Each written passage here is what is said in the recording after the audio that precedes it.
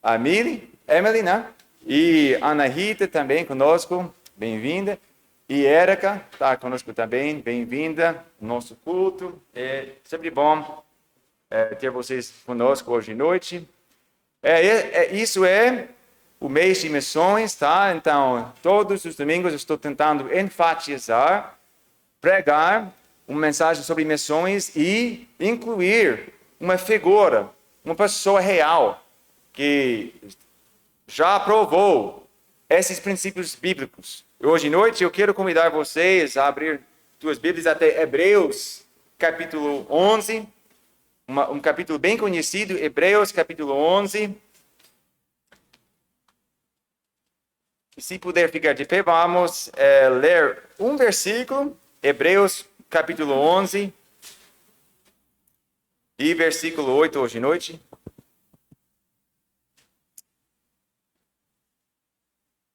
E a Bíblia diz: pela fé, Abraão, sendo chamado, obedeceu, indo para um lugar que havia de receber por herança, e saiu sem saber para onde ia. Vamos ler mais uma vez, porque é bem curto, né? Pela fé, Abraão, sendo chamado, obedeceu, indo para um lugar que havia de receber por herança, e saiu sem saber para onde ia. Senhor nosso Deus, precisamos sua ajuda, mude nossos pensamentos sobre como funciona a fé em nossas vidas. Se o Senhor queria chamar alguém hoje à noite, que glória seria. E isso nos ajude para focar, para prestar atenção e para meditar nessa mensagem, nesses versículos, em nome de Cristo. Oramos. Amém. Existe uma pergunta que sempre aparece quando o assunto é o ministério, missões, ou Deus chamando alguém a servir a Deus. E a pergunta é: como? Como isso vai funcionar? No acampamento, eu já falei sobre isso um pouquinho, mas isso é outro lado. No acampamento, eu estava conversando com alguns jovens sobre missões, sobre a vida de fé assim, e um deles falou uma frase que ficou preso na minha cabeça até hoje, sinceramente. E assim, eu não estou criticando nessa frase, entendeu? Eu estou só relatando a frase e como eu quero ajudar nós a entender isso melhor. Aqui no Brasil é difícil. Aqui no Brasil é difícil. Ou seja, a gente não tem os recursos que existem nos Estados Unidos. As igrejas lá são mais fortes. As igrejas lá têm mais recursos. Mas aqui, coisas não funcionam do mesmo jeito. Tá? E aí, o que eu percebi é que os jovens foram presos num pensamento. Tá? Se Deus chamasse um de nós, o que a gente faria? De onde viria o sustento para obedecer o chamado de Deus?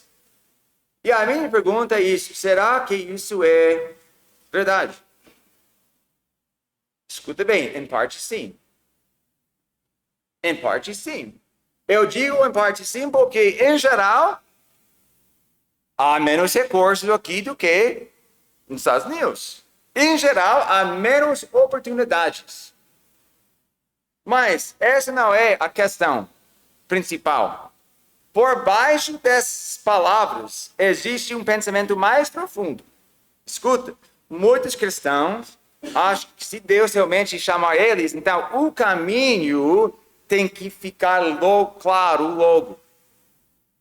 O dinheiro tem que aparecer, o apoio tem que aparecer, as oportunidades têm que aparecer.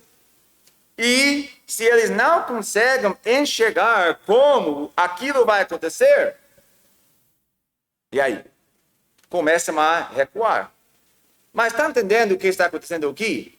Quando circunstâncias favoráveis se tornam a condição da obediência, então já não é fé que está governando a situação.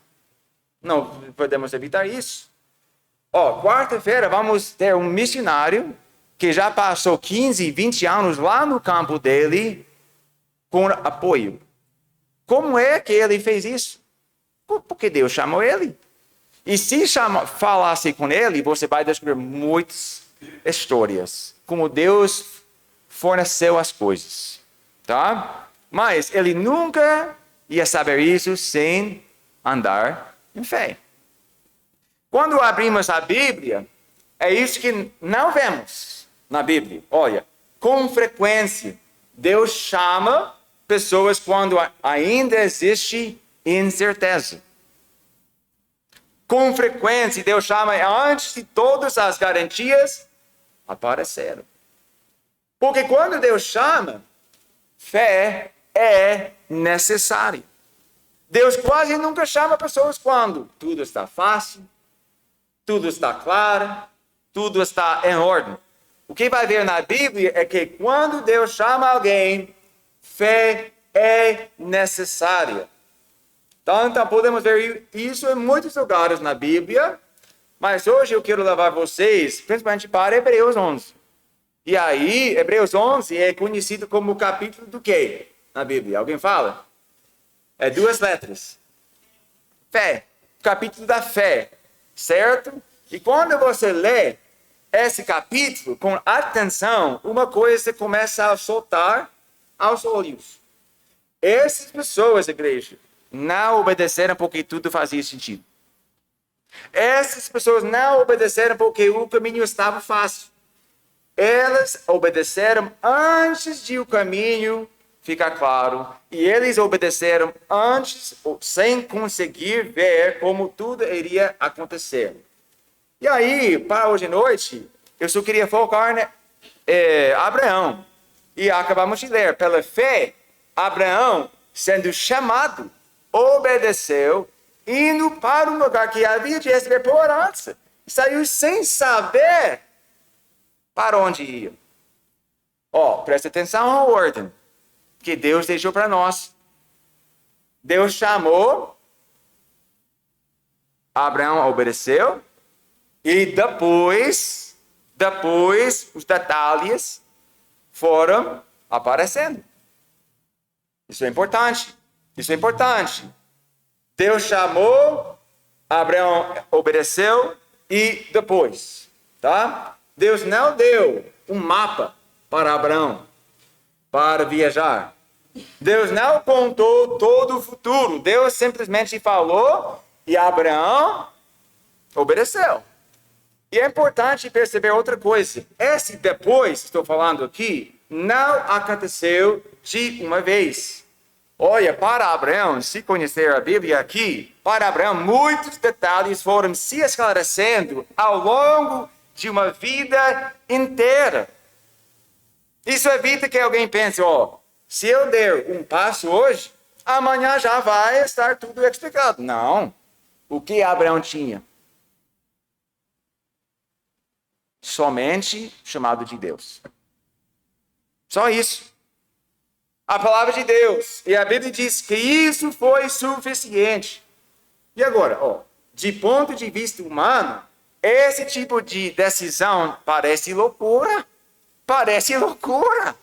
Não? Mas do ponto de vista de Deus, isso é chamado o quê? Fé. Pense nisso comigo hoje à noite. Pense isso comigo. Fé. Confia no caráter de Deus o bastante para obedecer, mesmo quando não entende tudo. Isso não é agir com negligência? Não. Você já foi dado a palavra de Deus. Você está agindo de acordo disso.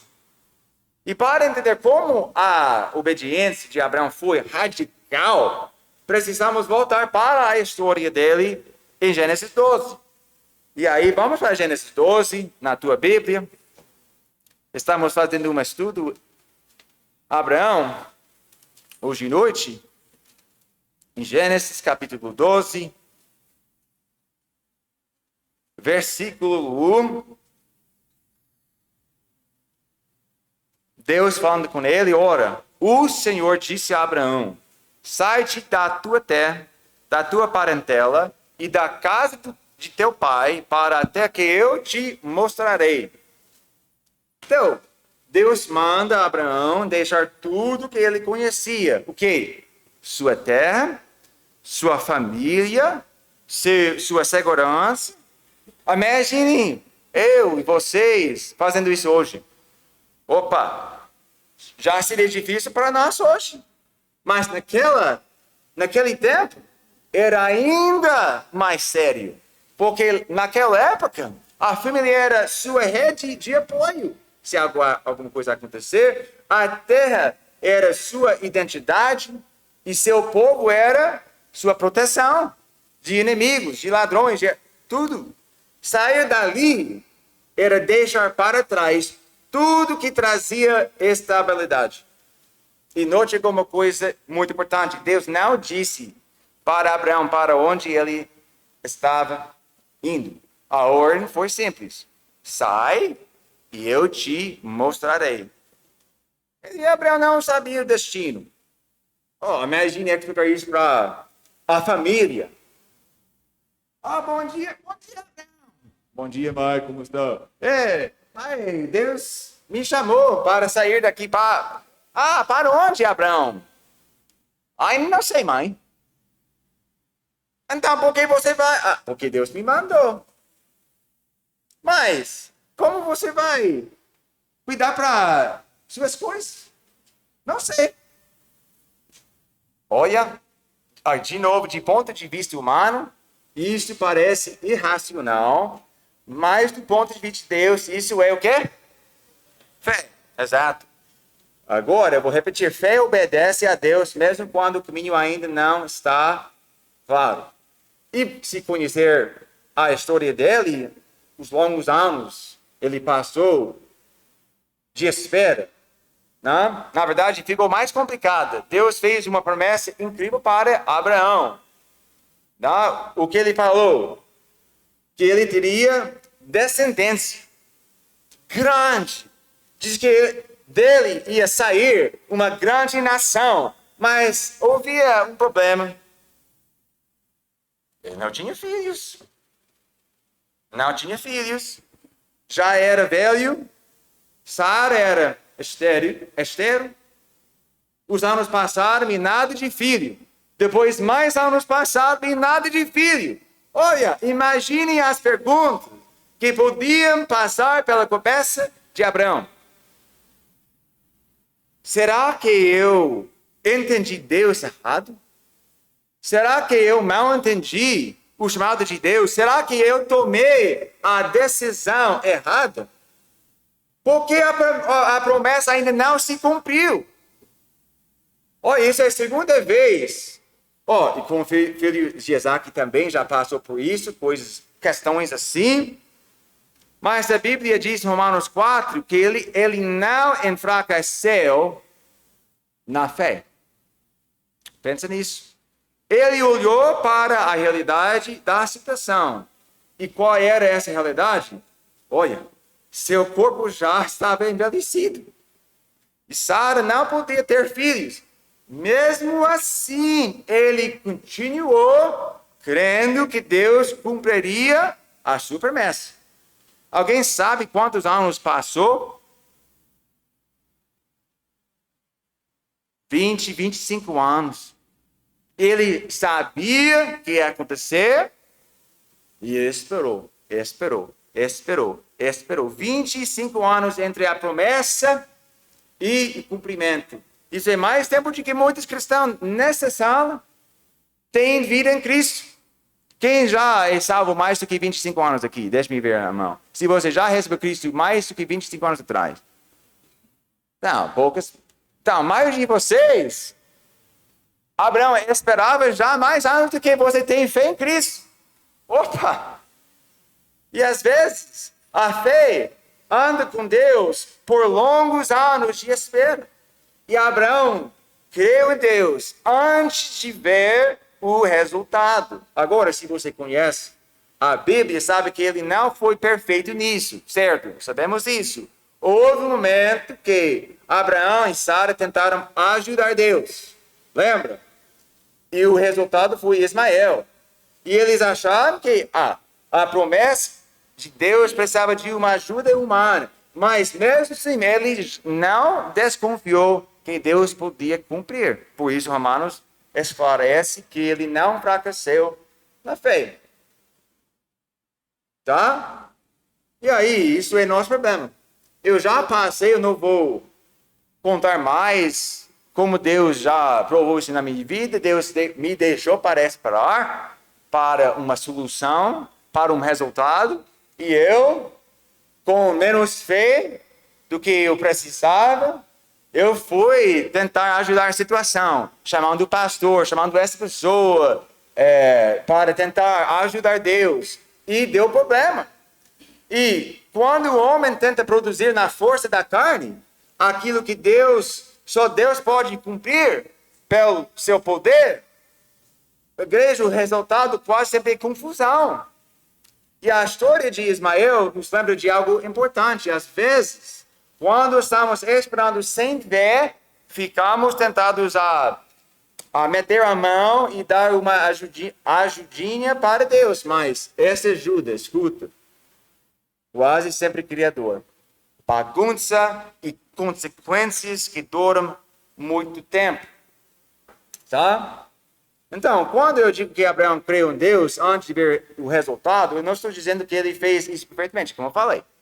Mas ele continuou confiando em Deus. Então, o que podemos entender da vida dele? Deus quer fé. Deus quer fé. É isso que a fé faz. E esse mesmo padrão aparece de novo e de novo nas Escrituras. E não só nas Escrituras. Nós vemos esse mesmo tipo de fé na vida de cristãos sinceros ao longo da história. Deus fala e nós obedecemos. Então, hoje à noite, eu trouxe uma história à conta de George Mueller. Tá? George Mueller. E esse mesmo padrão que nós vemos nas Escrituras, como eu falei, aparece de novo e de novo. Tá? Então, George Mueller viveu na Inglaterra. Mas a história dele não começou como a história de um grande cristão. Na verdade, eu não sabia isso antes de estudar isso. Eu sabia sobre ele e conhecia ele por outras histórias. Uma história famosa, mas eu não sabia sobre a juventude dele. Olha, na adolescência e no começo da juventude, Mueller era conhecido por mentira, desonestidade e rebeldia. Ele mentia ao pai, roubava dinheiro dele, gastava seu tempo com bebida e uma vida pecaminosa. Eu não sabia disso. Em certo momento, ele chegou a ser preso por causa de dívidas. Olha, olhando por fora, de fora, parecia uma vida indo para nada, né? Mas algo aconteceu quando Mueller tinha cerca de 20 anos. Em 1825, um amigo convidou ele para uma reunião de estudo bíblico. E naquela noite ele ouviu a palavra de Deus sendo explicada de forma séria. E viu algo que nunca tinha visto antes. Ele viu cristãos que realmente criam no que estava dizendo. Aquilo mexeu profundamente com o coração e a mente dele. Naquela noite, ele começou a mudança na vida de George Mueller. O jovem que antes amava o pecado, começou a buscar Deus. E ele foi salvo nesse período. Tá? Eu vou pular isso para o tempo, né? Mas esse jovem que tinha vivido na mentira, na bebida, na rebeldia, começou a se interessar pelas Escrituras. E mais tarde, Mueller diria que aquela reunião marcou o início de uma transformação completa na sua vida. Tá? E mais tarde, Mueller foi para a cidade de Bristol, na Inglaterra. E ali ele viu uma situação que abalou ele profundamente. Nas ruas da cidade havia muitas crianças órfãs. Muitos. E algumas tinham perdido os pais por causa de doença. Algumas tinham sido abandonadas. Algumas simplesmente tinham sido deixadas para sobreviver sozinhas. E a situação de muitas delas era de cortar o coração. Muito pesado. Pouco comida, pouco abrigo, pouco cuidado. Muita gente sabia do problema, mas a pergunta era a mesma que as pessoas sempre fazem quando a necessidade é grande demais. E a pergunta é como? Como? Como alguém poderia cuidar de tantas crianças? De onde viria o dinheiro? Quem daria a comida? E para muita gente, a falta de recursos já era razão suficiente para concluir que a obra não podia ser feita. Mas Müller ele chegou a outra conclusão.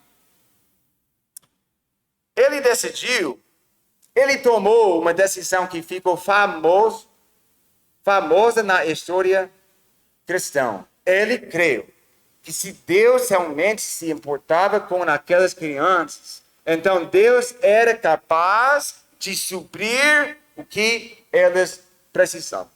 Então, escuta isso. Ele decidiu que não faria apelos diretos por dinheiro. Nenhuma vez. Não mandaria cartas pedindo ofertas. Em vez disso, ele levaria as necessidades da obra diante de Deus em oração. Agora pensa nessa decisão por um momento. De novo, chegamos aqui. De ponto de vista humano, isso é arriscado. Arriscado. Se você fosse responsável por alimentar centenas de crianças, provavelmente iria querer um plano financeiro muito seguro. Mas Müller cria que aquela obra precisava mostrar algo. Ele queria que as pessoas vissem que Deus ouve oração. Então o trabalho começou. E Müller logo descobriu que fé não é apenas uma ideia bonita. Ou não. Fé é provada na vida real. Houve dias em que não havia mais dinheiro. Houve dias em que os armários estavam vazios. Houve manhãs em que as crianças estavam sentadas à mesa e não havia comida na casa. Um episódio muito conhecido da vida de Müller mostra isso claramente. Certa manhã, o orfanato não tinha pão, não tinha leite, não tinha nada para o café da manhã. E as crianças já estavam reunidas à mesa. E Müller orou e agradeceu a Deus pela refeição que eles iriam receber. Não porque ele podia ver a comida, mas porque ele cria que Deus conhecia a necessidade deles. E pouco depois da oração, alguém bateu a porta. Era um padeiro. E ele explicou que não tinha conseguido dormir durante a noite. Ele sentiu que Deus estava levando ele a fazer pão para o orfanato. Então ele se levantou cedo e preparou vários pães. E perguntou se as crianças poderiam usá-los. Claro. E pouco depois houve outra batida à porta. O carroceiro do leite tinha quebrado bem na frente do orfanato. Então ele perguntou, ele falou, o leite iria estragar antes que o carro fosse consertado. Então ele perguntou se o orfanato poderia usar aquele leite. Olha aí. E esse tipo de coisa aconteceu muitas vezes ao longo dos anos. Mas esse não é o ponto principal da vida de Müller. O ponto não é que toda a dificuldade desapareceu. Não. O ponto é que ele continuou confiando em Deus no meio das dificuldades, sem ver o resultado. E logo uma casa virou várias. E no fim da vida, mais de 10 mil crianças tinham passado pelas casas ligadas ao ministério de Müller. E todo dia eles comiam, bebiam, todo dia. Mas se você perguntasse a Müller qual foi a diferença ele não apontaria primeiro para estratégia. Ele apontaria para confiança em Deus, que chamou ele para essa obra. Há uma frase muito conhecida ligada ao nome dele.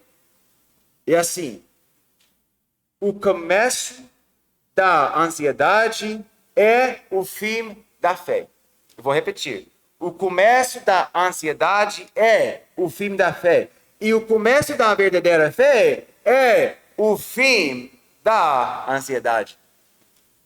Olha, outra frase ele falou: a obra de Deus, feita do modo de Deus, nunca faltará o suprimento de Deus. Você crê nisso, igreja? Você crê nisso? Que se Deus chamasse você, Ele vai suprir? As frases, essa frase resume muito bem o princípio que guiou a vida dele. Olha, ele acreditava que quando uma obra realmente nasce da vontade de Deus e é conduzida de acordo com a vontade de Deus, o próprio Deus vai suprir. Vai. Mas precisamos entender isso corretamente. Müller não estava dizendo que a vida se torna fácil quando confiamos em Deus. Por quê? Ele enfrentou pressão, ele enfrentou incertezas, ele enfrentou momentos em que a necessidade parecia muito maior do que os seus recursos. Mas ele se recusou a transformar a falta de recursos em desculpa para não obedecer. E por isso nós conhecemos ele hoje. Por isso nós conhecemos ele hoje. Esse é exatamente o problema que muitos cristãos enfrentam hoje. Olha, às vezes, o maior obstáculo à obediência não é perseguição, nem perigo, nem sofrimento. Sabe o que é? Incerteza. Incerteza. As pessoas querem garantias, querem que o caminho fique claro, querem que a provisão já esteja visível, querem saber primeiro como tudo vai funcionar. Mas, igreja, quando olhamos para a Bíblia e quando olhamos para a vida de cristãos fiéis ao longo da história, não é assim. Não é assim. Vemos algo diferente. Olha, Abraão obedeceu antes de o caminho ficar claro. E séculos depois, George Mueller começou a cuidar de crianças antes de ter condições.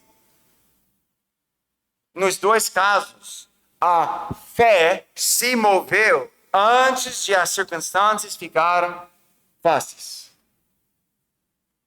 E a fé confiou no caráter de Deus antes de o caminho fazer sentido. Isso nos traz de volta à pergunta que todo cristão precisa enfrentar. Quando Deus fala a você, você vai obedecer antes de entender? Porque senão você não está andando de fé, mas pela visão. Pela visão. Deixa eu falar de forma bem clara. Se você crê em que Deus está tratando com o seu coração nessa noite, seja sobre ministério, sobre pregação, sobre missões, sobre servir com mais fidelidade na igreja, ou testemunhar para alguém da sua própria família, por que não vir ao altar hoje e dizer: Deus, eu não vejo o caminho inteiro, eu não entendo, eu não sei como tudo isso vai dar certo, eu não sei de onde virá a provisão, mas nessa noite eu me entrego a Ti. Eu vou te obedecer antes de tudo ficar claro. Olha, se você estivesse no lugar de Abraão, como essa história teria sido escrita? Estou perguntando a você e eu de noite. Seria assim: e Abraão ficou com a parentela. E Abraão ficou em Ur. porque não conseguia entender como Deus iria prover. Se você estivesse no lugar de George Mueller, como essa história teria sido escrita? E George Mueller decidiu que a necessidade era grande demais, os recursos pequenos demais e o risco alto demais. Mas ele recusou isso. Ele recusou isso e Abraão também. E hoje à noite estou falando com você. Hoje à noite. Porque ao longo da história, Deus muitas vezes tem escolhido abrir portas, escuta, depois que alguém começa a andar. Depois. Então, quando alguém fala, aqui é difícil, eu não estou atacando essa pergunta. Eu estou tentando ajudar as pessoas para ter um entendimento melhor. Para entender melhor a situação. Não importa o país onde você mora. O que importa é o Deus que nós servimos. Ele tem todo o poder. Ele criou o mundo. Ele tem todo o poder. É difícil servir a Deus? Às vezes sim. Os recursos podem ser limitados. As oportunidades podem ser menores. O apoio pode ser mais fraco. Mas a verdadeira pergunta é essa. O que nós vamos fazer com essa dificuldade? Dar desculpa? Ou confiar no nosso Deus? Circunstâncias difíceis impedem Deus? Nada é difícil para o Senhor. Alguma coisa difícil demais para o Senhor? Não. Então, hoje à noite, o que está no meu coração é a falta de ver pessoas chamadas ao ministério. Aqui, eu já passei 4 anos aqui, quase 5, e todo dia minha oração é o quê? Deus chama obreiros. Deus chama obreiros, chama pessoas. E quando eu falo com os jovens, eu vejo uma sensibilidade a Deus nisso. Mas também eu vejo um medo. Eu vejo uma incerteza. Mas como vai? Olha. Leve isso a Deus. Leve isso a Deus. Você vai esperar tudo ficar claro? Ou vai começar a se preparar e obedecer com aquilo que Deus já colocou nas suas mãos? A fé confia em Deus o suficiente para seguir em frente. Vamos curvar nossas cabeças hoje à noite. Fecha nossos olhos. Eu quero fazer um apelo hoje à noite. Olha, Deus raramente chama pessoas quando tudo está confortável. Ele chama quando a fé é necessária. Então, nessa noite, a pergunta já não é mais sobre Abraão. Já não é mais sobre George Mueller. A pergunta é sobre mim e você. Porque muitos cristãos hoje não estão vivendo como Abraão e George Mueller viveram. Estão esperando o caminho ficar claro. Estão esperando os recursos aparecerem. Estão esperando as circunstâncias ficarem confortáveis. Mas Deus quer que você responda antes. Provar esse grande Deus que nós temos. Talvez hoje à noite Deus colocou algo no seu coração. O chamado para se render completamente a Cristo. Talvez seja o chamado para servir. Talvez seja o chamado para missões. Talvez seja o chamado para começar a preparar a sua vida de um jeito que coloque o reino de Deus em primeiro lugar. Você não vai faltar cultos para um emprego, uma empresa, um trabalho, porque Deus pode suprir as minhas necessidades. Eu vou oferecer a oferta do Senhor, porque mesmo que eu não entenda, Deus pode suprir o dinheiro. Olha, a tentação é isso. Eu vou obedecer depois. quando o caminho estiver mais claro, quando a vida estiver mais fácil, quando os recursos apareceram. Por favor, não faz isso. Por favor, não faz isso. Então, se Deus tocou seu coração, fala com Ele. Em seu lugar, pode ser. Eu vou deixar a música tocar. Mais um. Aqui. Deixar vocês orar a Deus.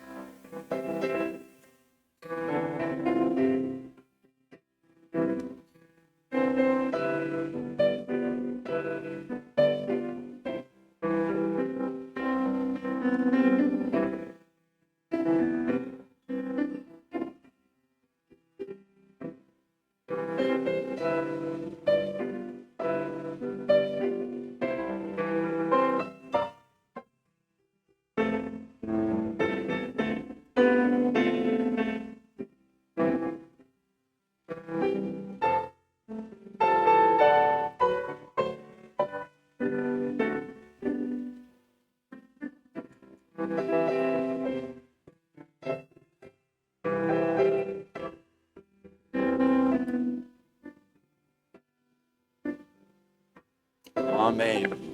Deixe-me orar para vocês. Senhor nosso Deus, chegamos à sua presença. Grato pela vida de Abraão. Por meio dele, ele é o pai da nossa fé.